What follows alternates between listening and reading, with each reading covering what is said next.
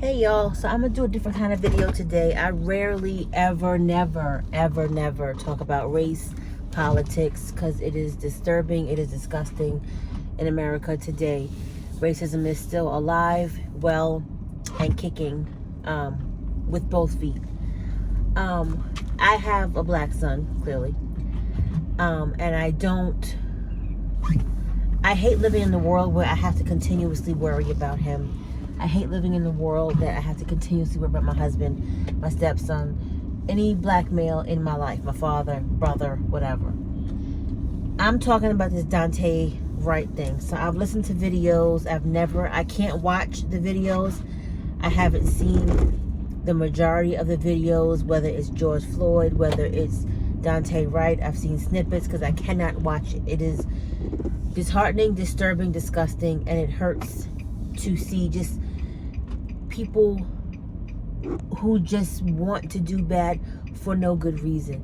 To prove what point? You're not going to eradicate the entire black race by killing one person. And it's like, I try to live in a world, and it's sad on my part. I try to live in a bubble, the bubble of, thank God it hasn't happened to me.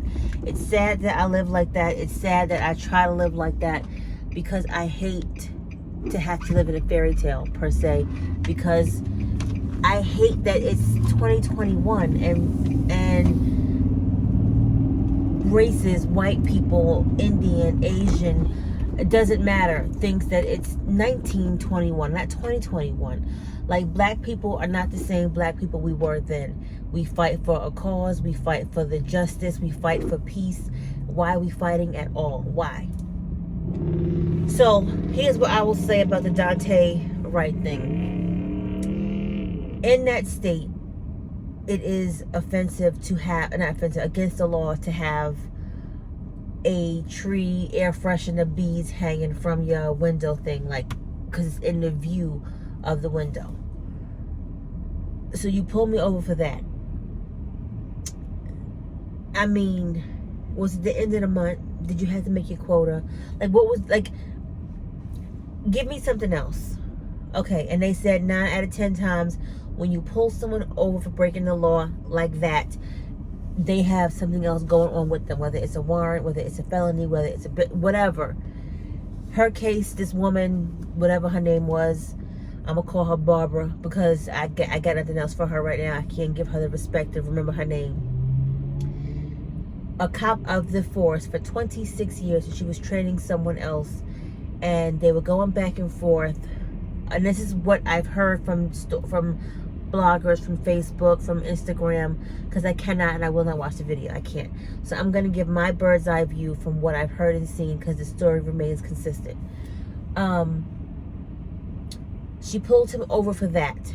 She asked him to get out the car. He knew he had a warrant. He decided to run.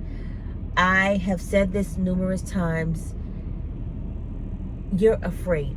When a black person, myself, my husband, my son, get pulled over, when a cop is parked and they're checking your speed, every black person I know, when you see a black cop, you go like that, and then you slow down and you get real nervous, and you keep looking in the mirror for him to follow behind you and pull you over. Sad we have to do that. Sad I have to have the conversation with my son about, if you get pulled over, because he was a black male, young black kid. He had a little thing on top of his head, stereotype. His friends had the dreads. Some of his friends were white. Some of his friends was Spanish. So it didn't matter. When you get pulled over and it's nighttime, it's whatever time of the day, you use the feature, "Hey Siri," and she will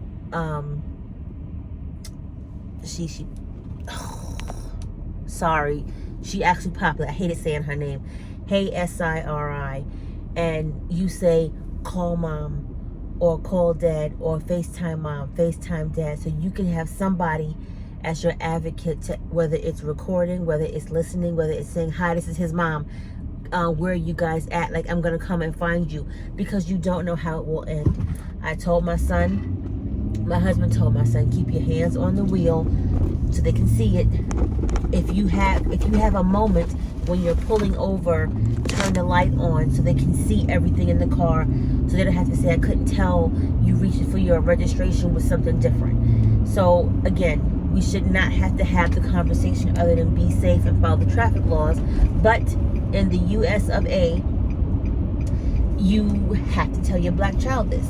So if my son was Daunte Wright and he gotten pulled over, he knew he had a warrant, he didn't know he had a warrant, what I told my son was, whether it's right, wrong, or indifferent, do what they ask you to do and pray that it is going to work out and you'll get nothing more than a slap on the wrist or a ticket or whatever it is you need to get from them, because you don't know at the end of the day. You don't know.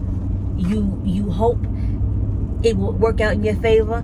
Now, if Daunte Wright would have gotten out of the car and said, I have a warrant, and did the right things, would she have shot him? It's never promised. It's never guaranteed that your life will be held valuable to, whether it's a white cop, Asian, and it doesn't matter.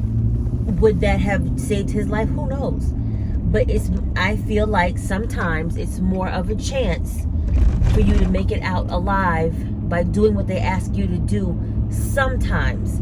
Don't give the extra feedback, and I am the queen of giving you lip. I don't care who you are. It's a bad trait. I didn't tell my son he had to know about that, but I'm the queen of, I'm giving you feedback, I'm giving you static, because you know you're wrong. Now, I can read me for filth all day long. This is my personal thought. This is my personal view. This is what I have done. This is what I do. I would hope that black people of America can make it out alive and make it home to your family. Don't make it that easy for them to kill you. Because this woman of 26 years of the police force said with a straight face, because apparently when she shot her gun, she said, oh shit, I shot him.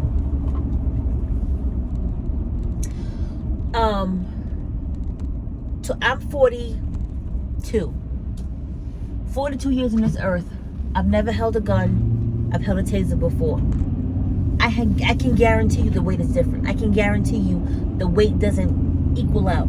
Yes, in the moment you're nervous, you're scared, you don't know what's happening, he's running, you're trying to catch him.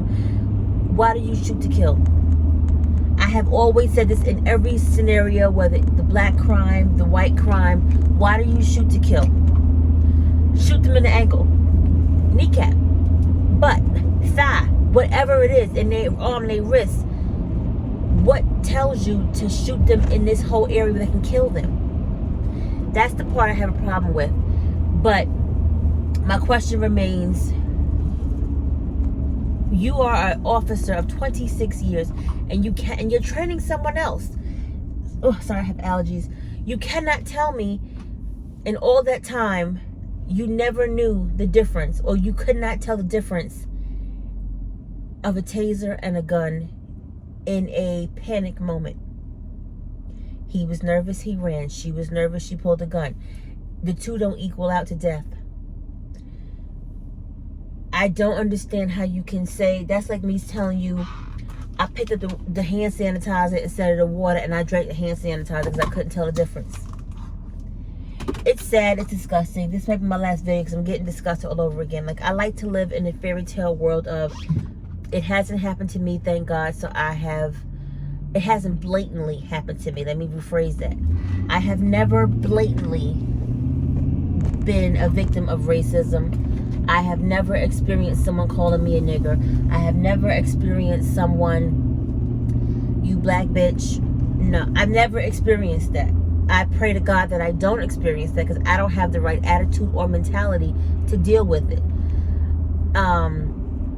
And the only difference, I think it was D.L. Hughley that said this, the only difference with what happened with Rodney King and what happened with George Floyd and every other person, Breonna Taylor, that has been killed was a better camera.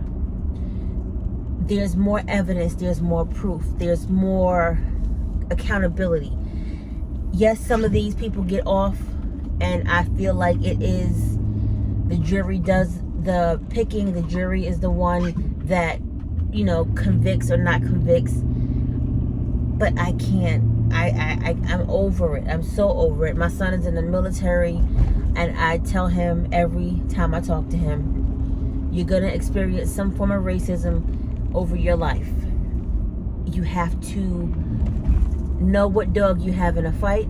You have to know what is right, what is wrong, and how to let some stuff just go. It's not worth your life. Words hurt you in the moment, but a coffin hurts more, if that makes sense. Like, you don't know what to tell your kids. Like, growing up, you know, everybody said I lived in Mr. Rogers' neighborhood because I didn't have like the experience most New Yorkers have with like thugging it out and trooping it and experiencing, you know, a lot of other things that I can't relate to as a black person in America. But I guess God knows sometimes who to give stuff to experience to, and I will say, maybe I have experienced racism and I've been blind to the fact that it is racism. Maybe I feel like at work I've been exposed to racism, but it's never been blatant. It's been like so minuscule that it doesn't even really matter. Or I've been exposed to racism at work or wherever, and it hasn't been blatant. It's been subliminal. So I could think, maybe did she just try to play me, is my mentality. But in my mind, if you didn't come at me directly with that word or that comment or that feeling, then you're not coming for me. And I'm not going to be the one that says, oh, they're racist because they didn't give me water first. Oh, they're racist because she didn't say good morning to me. Like, that's not who I am. A lot of people do that, and it's like, you know, you can play the race card whenever you want. Because you can. Every white person is not bad. Every black person is not bad. The point I'm making in this video is the officer that was training this other officer, I hope to God he didn't listen to her, because that would scare the shit out of me if this is what they're being trained to not know if the taser on the right or the left. I don't think the taser and the gun is in the same spot. It's just so many questions. It's just so many questions. It's disheartening. It's hurtful. Racism sucks. Being black sucks. Especially this day and age. And with video cameras, it is still amazing to me that a lot of these racist people in America, white people, are still doing the bullshit and thinking you can get away with it, because some of them have, let's be honest. But why try? Like, is it worth your life? I will never understand the point of hating someone to the point of you want to kill them because it's born and bred in you. Because racism, colorism is not something you learn. It's something that you have been, it has been embedded in your spirit from your parents, grandparents, or whatever the case is. There's no other way to explain it. Like, you can't tell me, like, when kids are playing, I've babysat kids for years. When kids are playing, they're playing with each other. They don't know the difference between color. They have no idea what the difference is, other than your skin is peach and my skin is brown. Your skin is brown, my skin is darker brown. They don't know.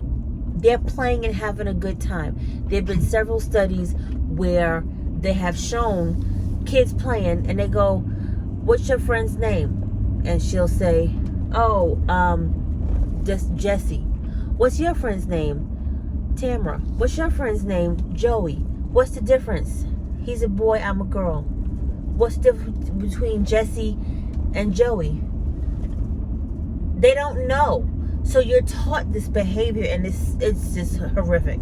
It's horrific, horrific, horrific. And I can go on and on about how bad this is. I just want to continue, sadly, to live in this half-assed fairy tale that I live in, and pray I don't ever have to experience something similar to anyone I love and or know. And I don't have to know the people who have died to feel sorry for their family, because it's like you see it on TV, and for it to happen to you, it's just not. I don't get it. I don't get it. And my comment will remain the same. The only difference is your skin color. So when the white people tan to get darker, and I'm already tan, so I don't have to. So what's the real difference? Your socioeconomic status, maybe, where you live, maybe, who your parents are, maybe. But like, isn't that how the world goes around? As my dad said, it takes all kinds. I'm gonna stop here because I'm getting upset and I need to eat some ice cream now, and I've been doing so good all week. But let me know your thoughts. I mean, I can be out, and I'm not gonna say I'm right 100%. This is my thought. This is my opinion. I could be ignorant as all hell with what I'm saying, but this is how I feel with respect to Daunte and this lady of 26 years being on the force and not knowing the difference between a freaking taser and her gun. I've never held a gun again. But I can promise you it's a different weight to it. I can promise you I will know the difference. And I don't think that the gun and the taser is on the same hip. And if you got that panicked in that moment, you've been a cop for 26 years and you're training someone else to do the same thing. So if this wouldn't have gone awry, you would have what? Or this person you're training would have done what? The same exact thing later? Anyway, I'm gone. Like, comment, subscribe. Please comment, because I just want to, maybe is it me? Is it me?